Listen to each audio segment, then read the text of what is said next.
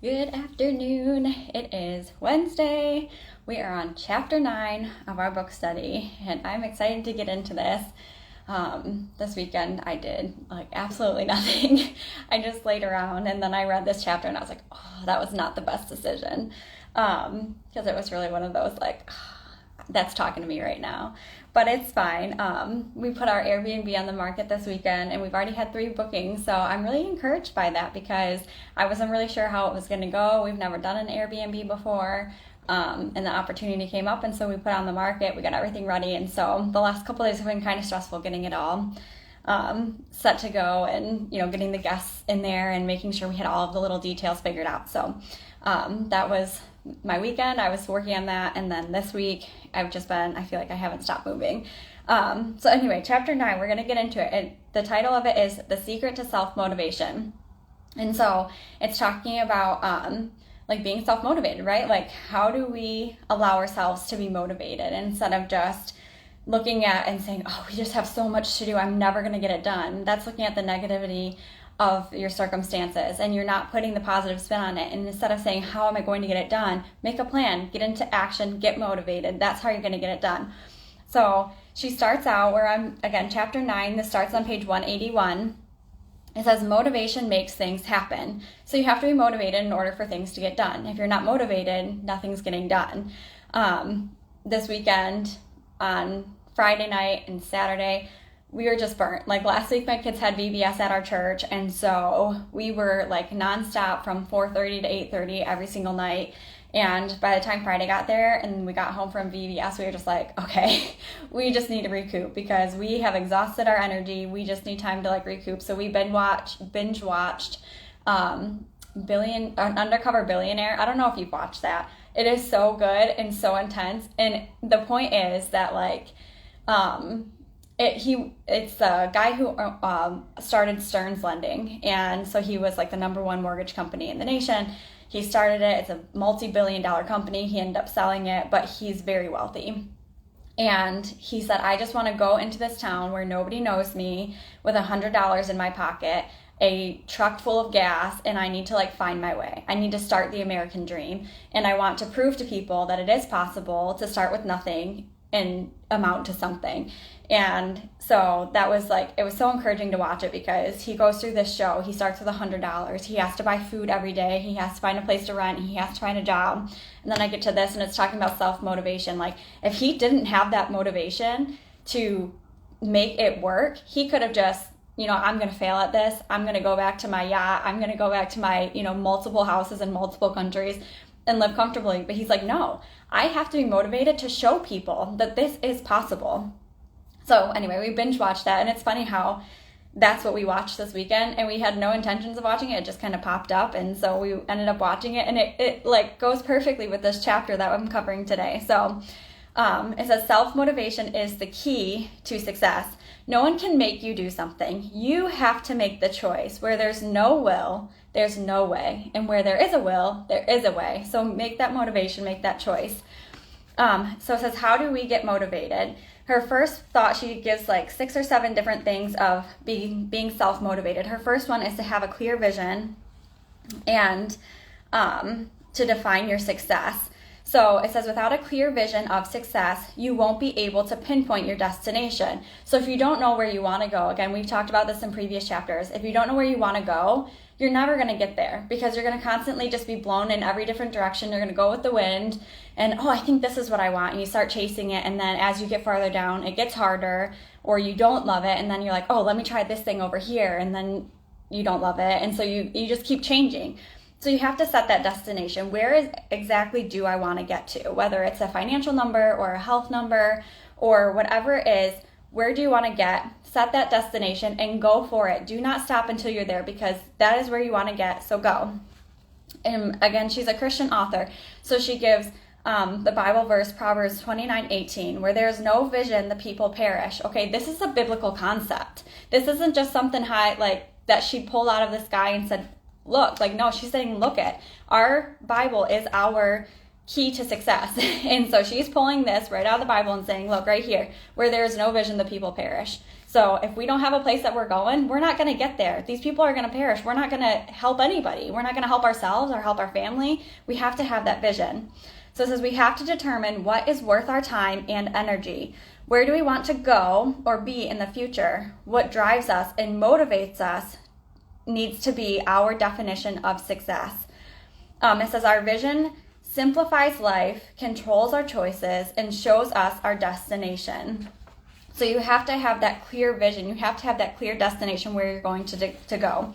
Her second thing for being self-motivated is success. You have to define what success means to you. And I remember somebody hearing a training recently, and I think it was Bob Heilig. So if you're familiar with him, I think that he's in one of his podcast episodes, he mentioned this, but he said, why is it that we believe success is what everyone tells us it is? Like, why do we believe that hitting a certain rank in our company or a certain position in our company or having millions of dollars or whatever it is, having this type of house or this type of car, why is that determined successful? Why can't our success be, you know what, I started this job and I grew personally and I grew spiritually and I grew physically and I helped pay some bills or did something smaller. I made $400 or $500. It doesn't have to be an astronomical amount. It can be whatever success is. You define it. It's your choice. So you get to determine what success means to you. So she's saying in order to be self-motivated, you have to define what success is to you. It says you can't live the life of your dreams if you never dream it. Likewise, you can't live a successful life if you never define what success means to you. Success can mean anything. So you are defining it. It can be a number in your bank. It can be a weight on the scale, whatever it is. You determine that. You hold on to it. You make that your point of success. And when you reach it, and if you are doing these habits and you are motivating yourself, you are going to reach it. So keep that in mind. Pick your success and go for it. Winston Churchill, she gives this quote. And she gives a lot of them, in this book, page 182, 183. If you have this book, 5 Things Successful People Do Before 8 a.m. We've been covering it for the last 8 weeks. She gives lots of quotes from successful people, all about success and their concept of success. But Winston Churchill, she says, defines success is going from failure to failure without losing enthusiasm. So have a reason to succeed. You have to have that enthusiasm behind everything you're doing because success isn't just a one-stop shop. It's different for everybody. And so if you fail on your journey to success, you're not failing, you're learning. And while you're learning, you're succeeding because you're constantly moving towards your end goal. She also uses it says, Stephen Covey says, if you carefully consider what you want to be said of you in the funeral experience, you will find your definition of success. So if you know Stephen Covey, he wrote the 7 Habits of Highly Effective People. That was probably one of the first books that I read for personal development. And it was heavy. He's a very smart guy. And so some of it was a little hard to understand and grasp the concepts, but I did it in a book study with some higher ups in our company, and they really mellowed it down and really helped me to understand what he was saying, and it's really good. So he's saying if you carefully consider what you want to be said about you in your funeral experience, so when you die and you pass away, what are people saying about you? This is going to be your idea of success. Because if you want people to say, oh, she was just so kind and so sweet, you're going to strive to be so kind and so sweet. If you're going to say she was so successful and helped so many people, or he, whatever you are, then that's what you're going to strive for. So you use that thought, what do I want said about me, to determine where you see yourself being successful. Because you could say, right now I want X, Y, and Z. Okay, that's great. But is that what people are going to receive from you when you pass away? Is that what they're gaining from you? She says, think as big as you can. Dream as far as you can. Imagine as broad as possible. You are setting the course for your destiny with every single word. So your job is to write it out. Write out what your vision is and define your success. Those are your first 2 things. You have to do this in order to set your course of action of how to be motivated, because this is going to be your roadmap for motivation if you want to use that. And then she says you can't just write it out, but you have to go out and live it and work towards those dreams every single day. So the number one secret for becoming self-motivated was define your success and write it out. And the next thing you have to do is define an unsuccessful life. So this might be kind of weird because you're looking at like an unsuccessful life. Like, why does that matter? If I'm on the course to be successful, why do I have to think about unsuccessful? Like, what that is for me? Because you don't want to be there. You don't want to dwell there. So if you find what is unsuccessful, what that meaning is for you, you're not going to want to have that in your life. And so any course of action you take is going to be weeding out anything that you deem as unsuccessful. She says, comfort and convenience run the lives of unsuccessful people. God wants us to stretch and to grow. And so when we are dwelling in an area of our lives that we look at as not successful, then we're not doing what God has called us to do. So we need to push ourselves and strive to be better and to grow into the person He is molding us to be. And it says, what if we missed out on what God called us to do because we were too afraid to step out and get uncomfortable? Okay, I'm here doing a live book study, and I've never done this in my life. I started with this book this year. This is the first time I've ever done this. I've never been a public speaker. I've never been one for self-glory or like spotlight on me. And I'm doing a book study, and it was encouraging because I had somebody comment on some of my posts, my videos on YouTube, and tell me how much of an encouragement it was to him. And like, I didn't know this guy, and I don't know how he found my video, but he did, and he's really encouraged by it. And like, if I would have not stepped out of my comfort zone, he would have never saw them. He would have never been encouraged. It would have never helped him in his walk. And so it's really important to step boldly out of our comfort zone and into our destiny. I don't know where this is going to go. I don't know who's all going to watch this, but I'm stepping boldly out because, you know what? Maybe somebody needs to be encouraged like that guy on YouTube did. And I'm really thankful that he said something, because here I am just thinking maybe 4 people see this, like, ever. One video, 4 people see. But again, you have to step out. You have to just go with where God's leading and embrace the chaos of it. So we defined our unsuccessful life, like what we do not want to see in our future. And then it says, know your why. So the number 3 habit, or the third secret to being self-motivated, is to know your why. And I hear this all the time from entrepreneurs or from network marketers or whatever field you're in. Know your why. Like, why are you doing the things that you're doing? It says, God has assigned each of us a future, a calling, and a purpose for being born. So we have to know what that is. We have to figure out what it is God is taking us through and taking us to, and figure out why we're doing it. It says, whatever it is that God is pulling you out of your comfort zone to fulfill, remember Esther was created for such a time as this, and so are you. I heard a quote, and I shared this on my Instagram stories earlier, so if you watch them, I'm just going to repeat myself, but it says, someone is waiting on the other side of your obedience. And so if we know our why, like maybe, we want to help people, or we want to encourage people, or, we want to take care of our family and provide for our family, and we want to help the ministry, and we want to help Christians and missionaries and all of those things. Like, if our why is strong enough and we have all of those desires, then we're going to strive to be successful because we have all of those things that are waiting for us. It says, if you know the future you want, you have to determine if you're ready to change. And so she gives, like in this book, she gives like a story basically, of people who, like the lame man who was like outside of the pool of Bethesda, I think she said, and all he had to do was get to the water. So many sick people and people who were lame, just like he was, were getting healed because they were making the journey. They were getting help to get to the pool. And here he is for 30 something years or whatever it was, and he's just laying there. He hadn't moved. And so she was like alluding it to, like, basically saying, like, when Jesus says you have to like get up, pick up your bed and walk, like he's saying you have to do these things. Like, don't wait for somebody to come out and carry you. Like, do it yourself. Make the effort. You could have moved in the 38 years you've been laying here. You could have rolled yourself into this water and gotten healed, but you didn't. You were waiting for somebody to pick you up and take you there. And so Jesus saying, get up, pick up your bed and walk, is him saying, you have to do this. This is your time to make the effort, to put forth the necessary work that needs to be done. And I just love that idea. Like, you can't just wait for somebody to take you where you want to go. You have to be the one pushing yourself to get there. So number 4, desire success more than anything else. It says we measure our passion by our results. And I had a long conversation with Nathan about this because I was like, if we're not seeing the results we want, does that mean we're not necessarily passionate or we're not necessarily desiring our goal? And I don't think that's true.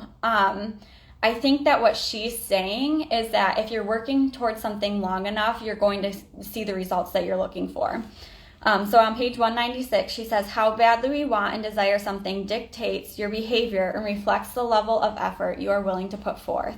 So if you desire something bad enough, you're going to put forth the effort. If you want to lose weight, you're going to work out hard. You're going to eat well. You're going to make sustainable habits. I talked about that in the future to get to that point where you want to get to, because your desire is so strong that you're going to hit that success. You're going to move every inch towards that success and make sure that it happens. It says what we do what we truly desire to do. So you are where you are right now because of you, your choices, your desires, and your level of commitment. So you can't have somebody else, again, you can't have somebody pick you up and take you to where you need to go. You have to put forth the effort to get there. She says, strong desires build strong results. Stop looking at what you're giving up and focus on where you're going. And this is on page 198. So if you're following along, page 198, this is where I'm pulling from right now. It says you're not going to give up that, that shopping spree or that handbag, your whatever savings amount that you're trying to build up, and look back and say like, I wish I didn't splurge on that purse. Like, if you have a strong enough desire for success, you're not giving that up. You're building yourself for something better. So look at it in the future and say, I'm not buying this, but 3 months from now or 6 months from now, I'm going to have saved up enough money for whatever item it is that you're saving for. And you're going to be so thankful that you didn't just splurge in the moment. You're going to just have that goal, that futuristic thinking of this is what I'm going to get in the future. It says use the time that you would spend online shopping or browsing stores, going to the mall, to create one of the habits that we discussed in this book. And use that time wisely. So you're like, I really wish I could go out to eat with my friends tonight. Well, don't look at it like you're giving up going out to eat with your friends.